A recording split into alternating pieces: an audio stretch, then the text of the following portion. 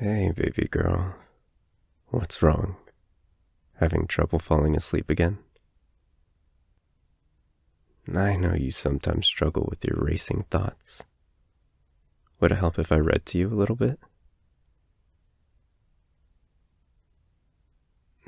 Hush, hush, of course I don't mind.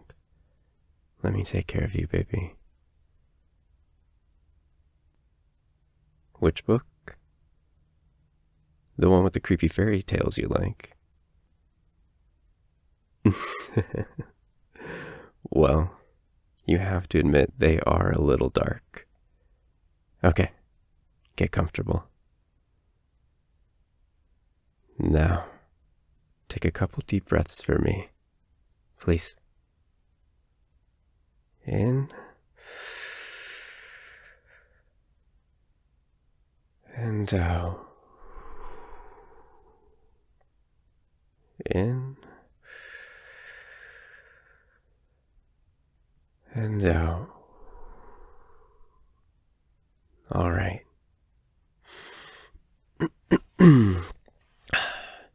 The Trial of Henry the Werewolf.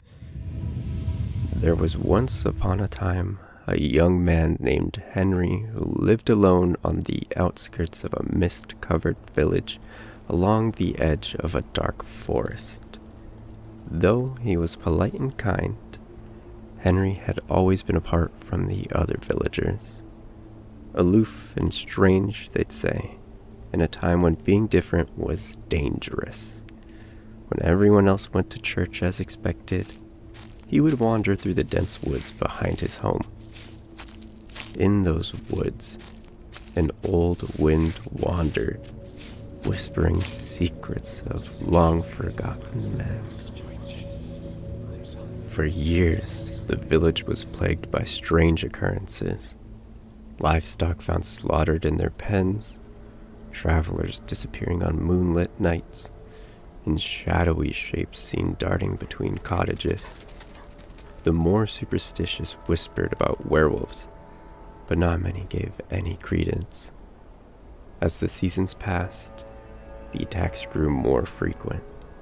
The rumors began to take root, and everyone grew fearful. Parents urged their children to always be home before sunset. So when the last full moon brought the tragic discovery of the beloved shepherd torn to shreds in the fields, suspicion fell quickly on Henry. The zealous village leaders immediately summoned Henry to stand trial in the church that evening. The flickering light of candles and torches cast faint shadows in the cold, plain building. The villagers gathered in the pews with anxious anticipation, their faces illuminated by the rippling light, and their breaths lingering in the chill air. Henry stood near the pulpit before the villagers, his dirty clothes in tatters and his wrists bound with iron chains that clinked faintly with every movement. His head was bowed in silent resignation. The stern pastor, Isaac, served as judge and rose to address his congregation. "Henry Goodwin," Isaac intoned, "you stand accused of transforming into an unholy creature and murdering the shepherd Nathaniel. The following evidence stands against you: your refusal to attend church, the howls near your dwelling, your bloodied clothing." "I saw him riding a wolf," cried a woman. "Burn the werewolf," a man shouted from the pews. "Silence," Isaac ordered. "What do you say against these charges, Henry?" The church fell silent as the villagers held their breath. Henry lifted his head, his expression resolute as he looked at his bloodthirsty neighbors and then to Isaac. "I confess," he said simply, his voice soft and unwavering. A collective gasp swept through the audience, and even the leaders exchanged uneasy glances. You confess," Isaac echoed, his brows knitting together. Do you mean to admit that you are, in fact, a werewolf? Yes, Henry replied. It is true, but I did not murder Nathaniel. Murmurs among the villagers turned to cries of alarm. Someone screamed, "Liar!" Mothers clutched their children tightly, and the men stood, ready for violent action. Isaac raised a hand to still them. At least, I do not remember. I did not mean, Henry pleaded. Explain yourself, Henry, Isaac commanded. How did this come to pass? Were you born with this curse, or did you invite it upon yourself? If a witch has cursed you, denounce her now and you will be spared. Isaac turned his accusing glare onto the villagers who shrank back. In the woods, the old wind stirred, heavy with dread in the blackened trees. Henry closed his eyes briefly as if summoning the strength to tell his tale. When he spoke, his words carried the weight of long-held secrets. I was not born with the curse, nor was it given to me by any soul here, he began. It was given to me by a man I met in the woods on the eve of my 18th birthday. That night, I wandered into the forest, drawn by the whispers of the trees and the strange pull of the moon.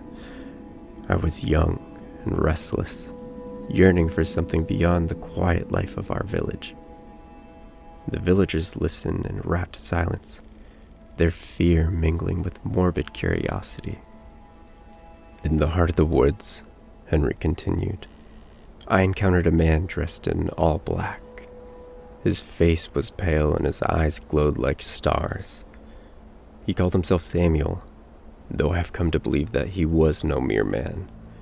Perhaps he was the devil himself. He spoke to me in a voice like the rustling of dead leaves. He told me he could grant me power, freedom, and strength beyond anything I had ever known. Foolishly, I accepted his offer without understanding the price. The villagers blanched and began mumbling prayers. Henry's voice faltered for a moment, but he pressed on. He placed his hand upon my chest, and I felt a searing pain as if my very soul were being branded. When the pain subsided, he was gone, and I was alone. It wasn't until the next night that I'd realized what I'd become. And what did you become? Isaac asked, though he already knew the answer. A beast, Henry said bitterly. Ruled by instinct and hunger, I tried to resist the change at first, but the pull was too strong. I roamed the woods, hunting at night with the pack.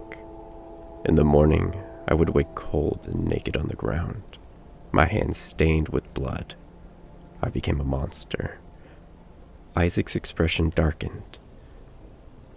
Your pact with such a sinister force has condemned you, Henry. Condemned us all. You brought this upon yourself, and in doing so, you brought death and despair to this village. There is no absolution for one who consorts with the devil. The villagers began to chant. Their fear now turned to fury. Hang him! Burn him! Let him pay for his sins, they cried, their voices merging into cacophony of hatred and vengeance. Silence! Isaac roared again, raising his hands. When the crowd quieted, he delivered his verdict. Henry Goodwin, for the crime of making a pact with the devil and bringing this curse upon yourself and our village, you are sentenced to death by hanging. May your execution cleanse this village of the darkness you have wrought. Henry's shoulders sagged, but he did not protest.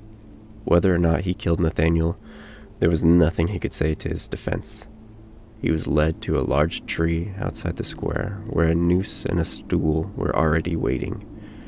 The sky above was a swirling mass of gray, and the wind howled like a mournful specter. The villagers gathered, their faces twisted with hatred. As Henry stepped onto the stool, the noose cinched around his neck, and he looked out at the crowd. His gaze settled on the children, their wide eyes filled with fear and curiosity. "Beware the whispers of the woods," he said, his voice carrying above the wind. "Do not seek what lies beyond the trees, for it will cost you everything." Nathaniel's brother kicked the stool hard, and Henry's body fell. The rope creaked, and the villagers watched in somber silence as his lifeless form swayed in the cold wind. But as they turned away, a terrible sound washed over the crowd, a low, guttural growl that froze their blood. In the shadow of the tree, a pair of glowing eyes appeared with a whisper like the rustling of dead leaves. A fierce wind tore at their clothes and carried the sound of distant howling. Then the shadow was gone, but the villagers remained, burdened with the weight of a curse that would never truly lift. In the woods, the old wind lingered, its voice eternal in shadow and thorn, its whispers never stilled. The end. How are you feeling now?